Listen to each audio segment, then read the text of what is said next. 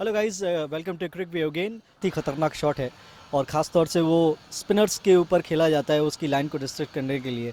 तो मान लीजिए कि मुथैया मुरलीधरन जैसे एक लेवल का गेंदबाज है, उसको अगर हमको स्वीप शॉट खेलना है तो वो आदर्श पोजीशन क्या होनी चाहिए? क्योंकि उनका बॉल अगर ड्रिप हुआ तो सीधा पैड में लगेगा, कट के बहुत तेज़ी से अंदर की तरफ आता है। तो उसके लिए एज ए कोच आप कैसे तैयारी कराएंगे? बॉल उसके लिए यही है कि आपको ना बॉल को रीड करना है और रीड करके आपने अपनी पोजीशनिंग लेनी है और पोजीशनिंग भी लेके आपने बॉल को अपने जो आपका जो इम्पैक्ट लेवल है उस पे आपने पूरा ध्यान रखना है।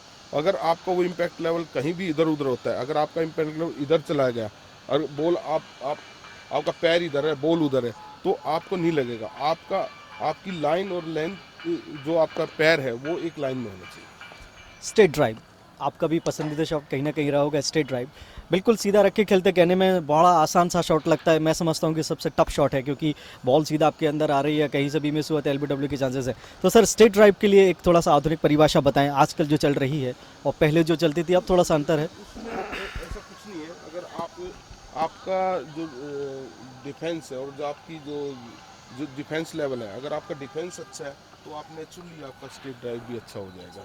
क्योंकि आपने हाफ वॉली बॉल मिलेगी तो आप 100% आपका स्ट्रेट ड्राइव अच्छा जाएगा। क्योंकि सबसे ज़रूरी है, अगर आपका डिफेंस अच्छा है और आपकी सिलेक्शन ऑफ बॉल अच्छी है तो आपका 100% स्ट्रेट ड्राइव भी, आपका कर्व ड्राइव भी सब अच्छा होगा। अच्छा sir, being as a batsman, गेंदबाज अगर जब बॉल डाल रहा है तो उसको हम रेस्ट पोजीशन को एज ए बैट्समैन कैसे रीड करते हैं? ये भी एक बहुत बड़ा चैलेंज है बैट्समैन के लिए। ये देखो, बैट्समैन का यही है कि बैट्समैन बॉलर के हाथ को जज करे कि वो किस तरह से बॉल फेंक रहा है। अगर वो स्पिनर बॉलर है तो वो गुगली फेंक रहा है क्या। अगर जो अच्छा बैट्समैन होता है वो वहीं से बॉल को रीड कर लेता है, उसके बाद ही वो अटैक करता है। अच्छा तेजस, आप हमें बताएं कि अगर तेज गति से इन स्विंग बाउंसर आ रहा है तो उसको डक कैसे करें? क्या पोजीशन होनी चाहिए? पहले से ही बैठ जाएं या बॉल जब क्लोज आ रहा है तब उसको हम डक करेंगे? डक करने का पहला बेसिक रूल होता है कि बॉल से नज़र नहीं हटानी होती, मतलब लास्ट तक बॉल को देखना होता है। और बेसिकली बैट हमेशा नीचे की तरफ रहता है और हेड को जब बॉल आती है क्लोज जब डक करना होता है, क्योंकि नज़र हटा लेंगे तो आपको इंजरी हो सकती है। राइट। अच्छा, एक चीज़ ये भी बताएं कि आप जैसे युवा वर्ग के जो लड़के हैं उनको अटैकिंग गेम सर बहुत पसंद होती है, तो स्टेप आउट करने का एक तरीका, आदर्श तरीका बताएं। क्योंकि स्टेप आउट करेंगे बहुत सारा तो जोश में आगे कर देते हैं, स्टंप हो जाते हैं। तो वो क्या सिचुएशन होती है पहले स्टेप आउट करने की, खासतौर से पैर की पोजीशन को अगर हम देखें तो किस तरीके से आदर्श तरीके से स्टेप आउट करें, बहुत कूल माइंड्स और गेंद बाउंड्री के बाहर चला जाए? स्टेप आउट करने का तो बस यही है कि आप बॉल को रीड करें और हमेशा स्टेप आउट करते हैं जब हमारा शोल्डर बॉल की लाइन में जाता है।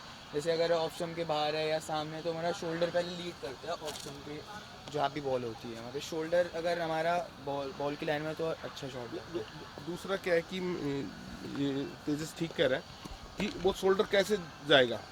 अगर आप बॉल की लाइन में ये हेड और शोल्डर लेके जाएंगे तो उसमें आपने पहला पैर निकालना है, उसके बाद आपने ये अक्रॉस ये जाना है, तभी ये रहेगा। पैर पीछे से आएगा, पीछे ये से वाला। जाएगा, ये पैर ये गया और उसके बाद आपने ऐसे जाना है। अगर आप ऐसे करके स्टेप आउट करेंगे तो आपका ये बॉडी खुलगी।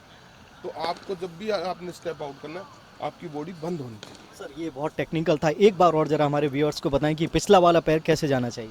1 बैकलिफ्ट होगी, 2 3 4। तो आप देखो मेरी बॉडी वहीं की वहीं है जहाँ। तो देखा गाइस, कितना आसान सा तरीका है स्टेट। अगर आपको आगे बढ़ के शॉट खेलना है, पैर की मूवमेंट्स कैसे चलनी चाहिए, दो आंखें कहाँ होनी चाहिए, एल्बो कहाँ होनी चाहिए।